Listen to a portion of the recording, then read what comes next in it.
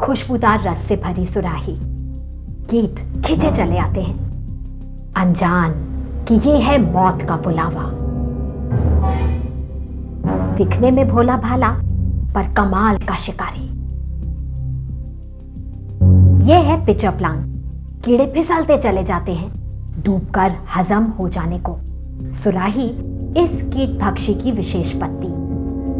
अंदर भरा पाचक रस, पिचर प्लांट की ग्रंथियों का स्राव। मेघालय की पहाड़ियों में उगने वाला ये अजब पौधा यहां कहलाता है राक्षसी फूल, डीमन फ्लावर। नन्हे पिचर प्लांट का ढक्कन रहता है बंद, बड़ा होकर खुल जाता है मुंह, शिकार के लिए तैयार।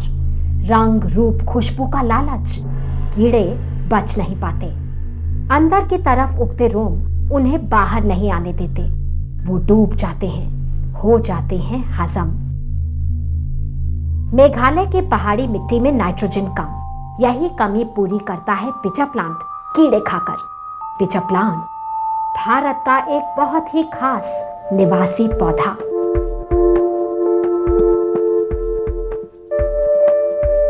अजब है पौधों की दुनिया, अनोखे सदस्य, पृथ्वी के प्राचीन प्राणी, सदियों के समय काल में ढले, अद्भुत रंग रूप, तौर तरीके। पौधे तो खूब जानते हैं जिंदा रहने का सबसे जरूरी नियम, जैसा देश वैसा भेष।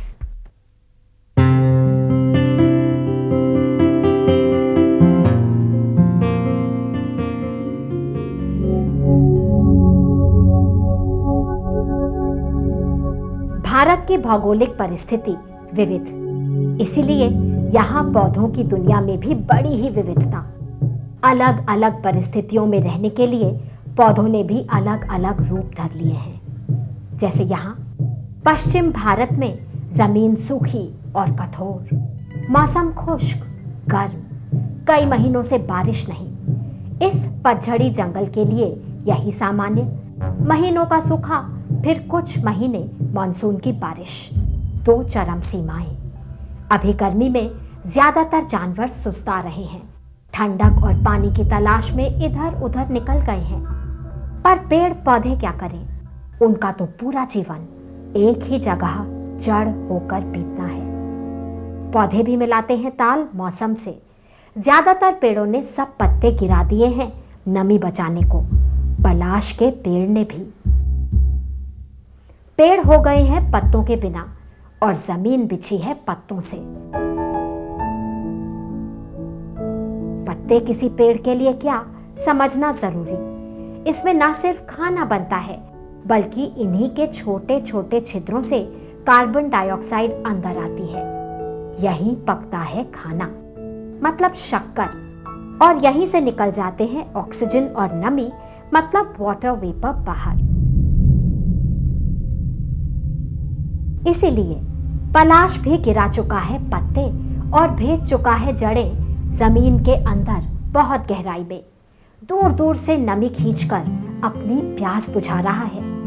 फिलहाल खाने की कोई चिंता नहीं। बारिश के दिनों में बहुत सारा खाना बनाकर वो जमा कर चुका है। पेड़ तो छुट्टी पर है, लेकिन खिल उठे हैं फूल। भूरे जंगल में आग की सुर्ख लपटें, पलाश, फ्लेम ऑफ द फॉरेस्ट। ये पेड़ की स्ट्रैटेजी है हथकंडा, जिंदा रहने का, पनपने का, प्रजनन का। सूरज सिर नहीं चढ़ा है, सुबह की ठंडक में पलाश पर खींचे चले आए हैं बहुत से। कुछ पी रहे हैं रस, तो कुछ पराग चुरा रहे हैं, कुछ पूरा का पूरा फूल। पलाश खुश, ये सब उसी का काम कर रहे हैं। उसके पराग को किसी दूसरे पलाश के पेड़ तक ले जाकर परागन का काम, पॉलिनेशन, ताकि बीज बन सके। ऐसे हैं पौधे, एक ही जगह खड़े खड़े कर लेते हैं सारे काम।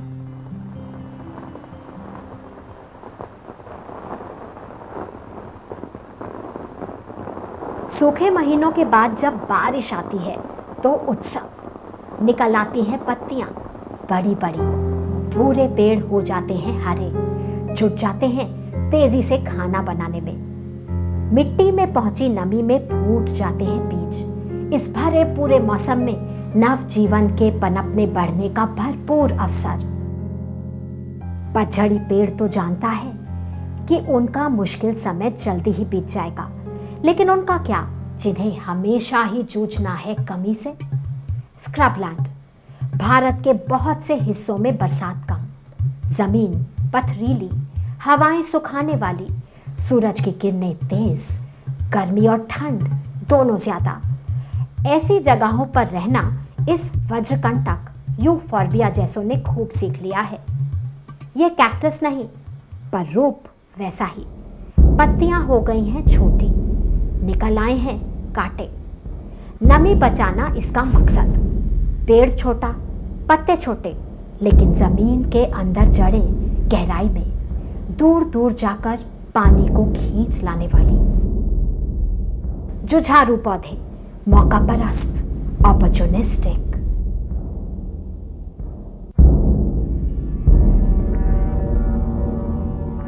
भारत में राजस्थान और गुजरात राज्य का एक बड़ा हिस्सा रेगिस्तानी।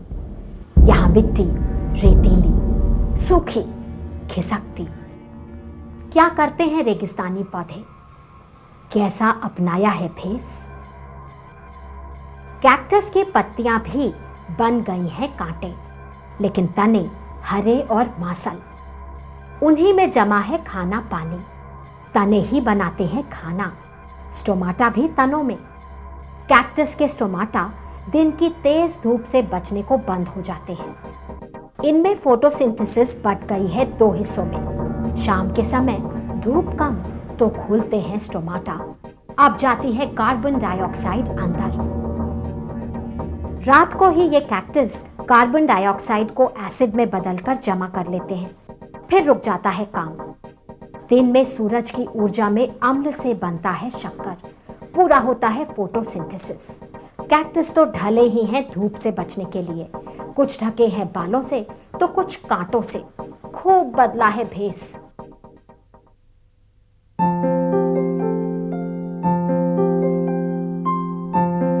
रेगिस्तान मतलब सिर्फ रेत नहीं, रेगिस्तान तो हर वो जगह जहां पानी कम हो। पहाड़ी ऊंचाइयों पर बर्फ ही बर्फ, पर पानी की कमी। हिमालय के ऊपरी हिस्सों में हालात रेगिस्तानी ही। यहीं उगते हैं कुछ खास पौधे, सुई जैसी पत्तियां, चिकनी और कड़ी। उनमें ना तो ज्यादा पानी बाहर जाता है, ना ही उन पर पानी रुक पाता है। पानी के बर्फ बनने का खतरा जो है, बर्फ जम जाए तो पौधा सांस कैसे लेगा। यहाँ तने मजबूत लेकिन लचीले, तेज हवाओं का सामना, ऊंचाई बहुत ज्यादा ताकि धुंध और बादलों के ऊपर सिर उठाकर धूप पा सके। यही एल्पाइन पौधे हैं, पहाड़ों में रहने वाले प्राचीन पौधे। इनके फल आज के पेड़ों के फलों से बिल्कुल अलग। हर कोन के अंदर बहुत से बीज। ये बीज नंगे होते हैं, कोई बाहरी कवच नहीं। यही कोन देते हैं इन पौधों को उनका नाम, कॉनिफर्स। ये जिम्नोस्पर्म्स हैं जिनमें सच्चे फूल नहीं। पौधों और मिट्टी का गहरा संबंध, लेकिन कुछ पौधों ने बनाया है पानी को ही अपना घर। वाटर लिली, नाजुक पौधा छिपाए है बड़ी ताकत, पानी के दबाव का सामना करने की क्षमता। पत्तियां पानी के ऊपर फैली हुई, ऊपरी सतह पर चिकनाहट, पानी रुकता नहीं। निचली सतह पानी के अंदर, पानी की दुनिया में जड़ें भी अलग, रेशेदार, फैली हुई, और तो और पानी में तैरती हुई। ये पानी में घुले हुए खनिज से ही पोषण लेती है, लेकिन पानी के अंदर सांस नहीं। ऊपर पत्तों के आसपास सांस लेने वाले छेद, स्टोमाटा।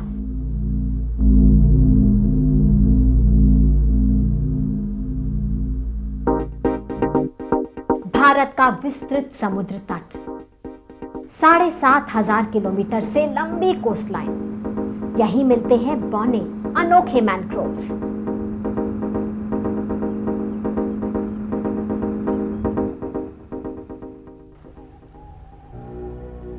समुंदर की लहरों में बड़ी ताकत, पानी में नमक, ज्वार भाटा का सिलसिला।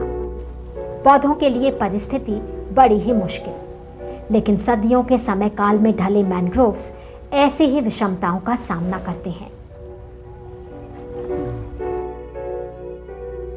यहां जमीनी जड़ें दूर दूर फैलकर दलदली मिट्टी में पौधे को सहारा देती हैं। कुछ खास किस्म की जड़ें ऊपर उठकर हवा से लेती हैं सांस, ऑक्सीजन अंदर। न्यूमैटोफोर्स से पता चलता है कि मैंग्रोव्स कितने विकसित।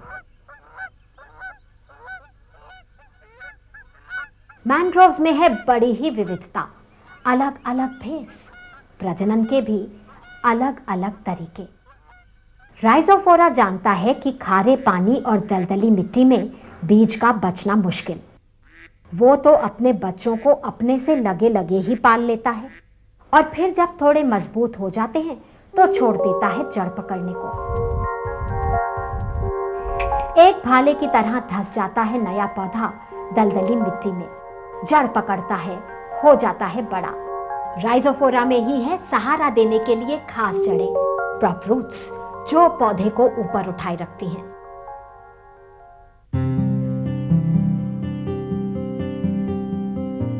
यहां तो सदा ही बहार, खूब बरसात, अच्छी धूप, मिट्टी उपजाऊ और बढ़िया, चारों तरफ हरियाली ही हरियाली, जीवन का बाहुल्य।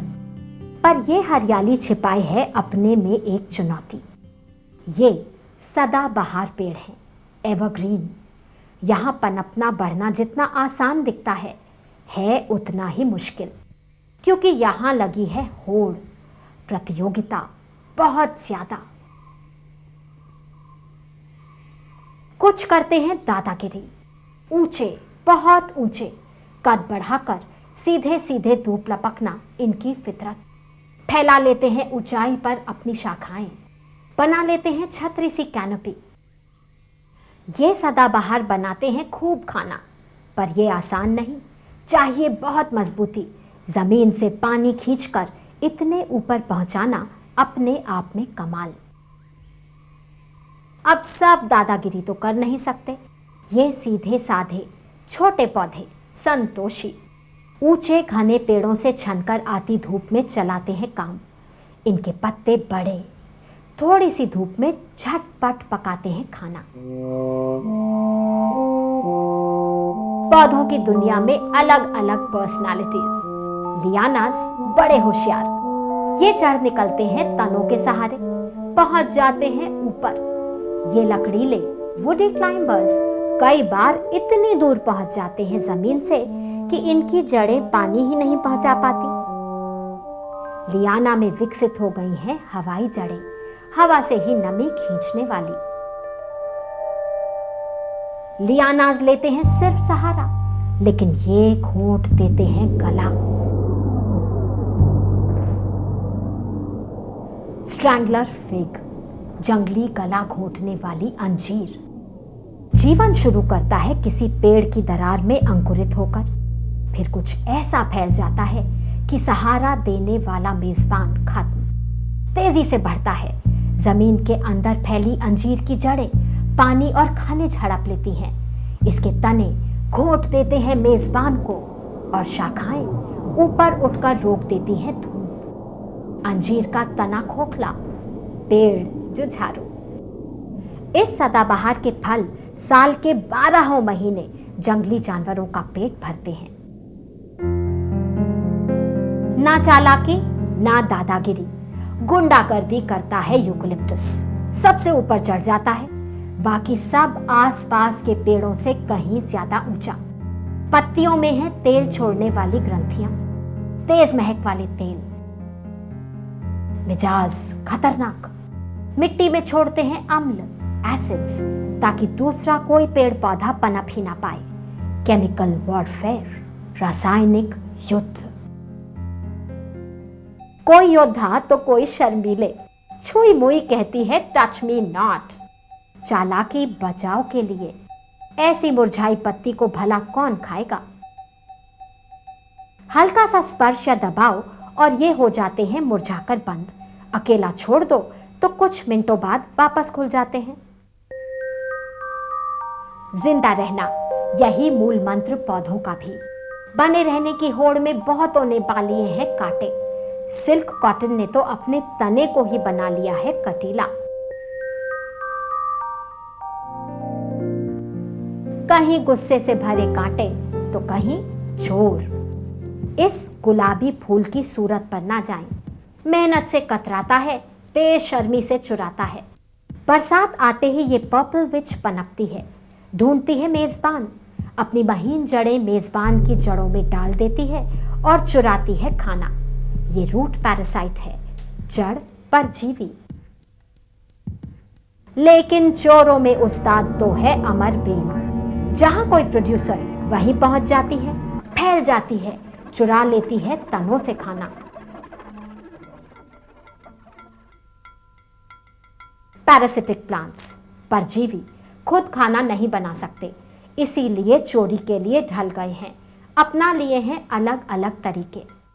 धरती का सबसे बड़ा फूल वाला पौधा रैफलिसिया भी परजीवी। कितना बड़ा अंदाजा लगा ले। रैफलिसिया को मुर्दा फूल भी कहते हैं, महक सड़ते शव जैसी। बात चैंपियंस की तो सबसे बड़ा पेड़ सिक्वेओया रेडवुड, उम्र 2200 साल दर्ज हो चुकी है, ऊंचाई 115 मीटर। धरती का सबसे छोटा फूल पानी में उगने वाला वुल्फिया, इतना छोटा कि पिन की नोक पर कई समा जाएं। पेड़ पर उगने वाला फलों का चैंपियन कटहल जैकफ्रूट, भारत के पश्चिमी घाट का मूल निवासी। और ये है धरती की सबसे ऊंची घास और सबसे तेजी से उगने वाला पौधा भी। घास ही है बैम्बू, बांस। इस पर फूल जीवन में एक ही बार आते हैं, कई कई वर्षों के बाद।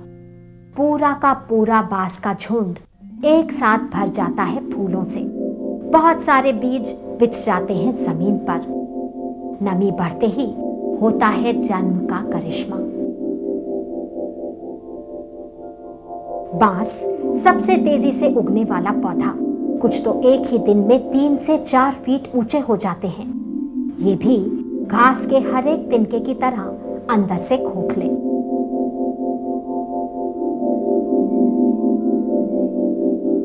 धरती के सबसे सफल जमीनी पौधे घास परिवार।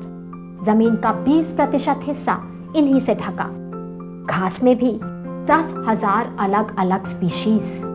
इनके जीवन की क्षमता, पनपने की ताकत बढ़िया, बनावट कुछ अलग। ये जमीन के बिल्कुल पास तले से बढ़ती हैं, नीचे से ऊपर, दूसरे पौधों की तरह ऊपरी सिरे से नहीं। ग्रासलैंड्स में पनपती है जीवन की अनोखी विविधता, और यही परिवार है जो भरता है इंसान का पेट भी। हमारी 40% खुराक इसी परिवार से।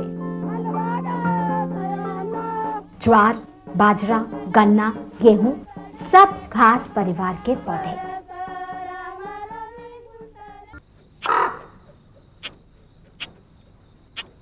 पौधे प्राचीन जीव, किसी भी प्राणी से कहीं पहले यह पृथ्वी पर जन्म ले चुके थे। फर्न्स, पर्णांग, कोई 35 करोड़ साल पहले धरती पर पनप चुके थे। फूल वाले पौधों से भी 20 करोड़ साल पहले। यही है फर्न्स की खास बात। इनमें फूल नहीं, बीज नहीं। इनका प्रजनन स्पोर्स, बीजाणुओं के माध्यम से। फर्न्स की हरी पत्ती कहलाती है फ्रॉन्ड, और फ्रॉन्ड के नीचे बनते हैं बीजाणु। फर्न परिवार के ही मॉसेस, काई, नाम छायादार जगहों पर हरी चटाई से बिछ जाते हैं। छोटे नर्म पौधे जिनमें ना फूल, ना बीज, ना ही सच्ची जड़ें। काई की जड़ें मिट्टी से पानी या खनिज नहीं खींचती, सिर्फ सहारा देती हैं। काई का तो पूरा का पूरा पौधा ही मिट्टी से पोषण सोखता है।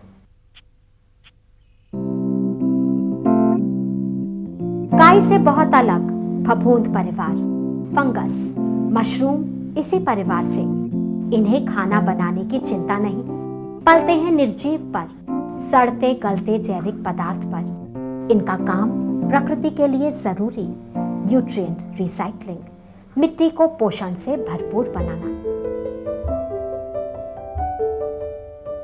पौधों की दुनिया में फूलों का बोलबाला, फूल प्रजनन के अंग, उनके रूप रंग, महक श्रृंगार का अपना कारण। अपनी तरफ उन्हें खींच लेना जो चल सकते हैं, उड़ सकते हैं। पौधे तो मदारी हैं जो खाना देकर पूरे प्राणी जगत को अपने इशारों पर नचाते हैं। पौधों के लिए ये बहुत जरूरी। वो भी जानते हैं इन ब्रीडिंग का खतरा, ढूंढते हैं साथी दूर दूर और दूरी तय कराते हैं प्राणी। बढ़िया व्यवस्था प्रकृति की।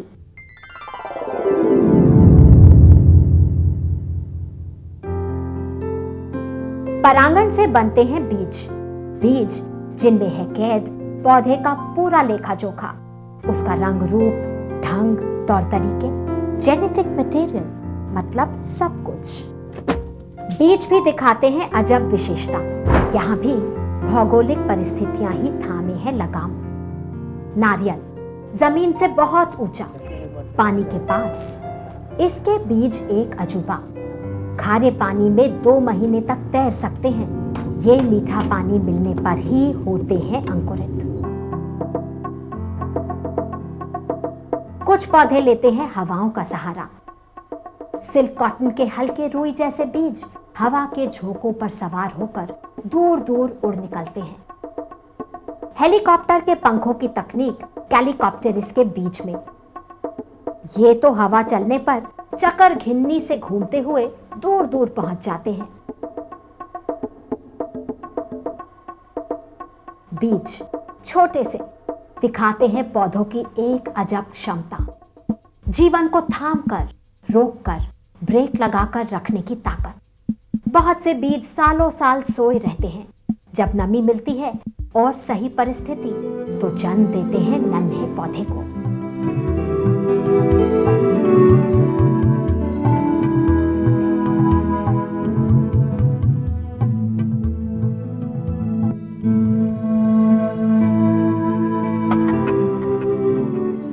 ऐसी है पौधों की करिश्माई दुनिया। जन्म मृत्यु के सिलसिले के बीच पनपती अद्भुत विविधता। पौधे जहां जड़ता में समाई है जीवन की गति। पौधे ही तो बनाते हैं हमारे ग्रह को जीवन के लायक एक जीवित ग्रह।